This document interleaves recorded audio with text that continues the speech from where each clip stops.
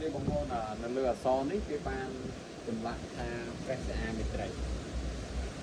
PSA mệt đấy cứ chia property pram đại trong năng tra đăng nơi trong phật cam như trong anh đây bàn tay bắt đầu pi property sam nè cô đom phật tử trongระยะ P 5,000 ឆ្នាំ 5,000 ព្រះវស្សានៅពេលដែលរលាយនៃប្រធរទៅព្រះពុទ្ធសាសនាមេត្រីត្រង់នឹងប្រសូតមកត្រាស់ដឹងជាព្រះពុទ្ធនៅផតកម្មយើងទៀតដូច្នេះយើងបានត្រាស់ដឹងចំនួន4អង្គហើយអញ្ចឹងនៅព្រះសាមេត្រីសមណគោតមព្រះពុទ្ធបច្ចុប្បន្ននេះសមណគោតមគិតមកដល់បច្ចុប្បន្នមានអាយុកាលរាប់ចាប់ពីព្រះអង្គបរិនិព្វានមកដូចជា2570ហើយ70ឆ្នាំហើយអញ្ចឹងយើងនៅចក្រដាលសាសនារបស់វា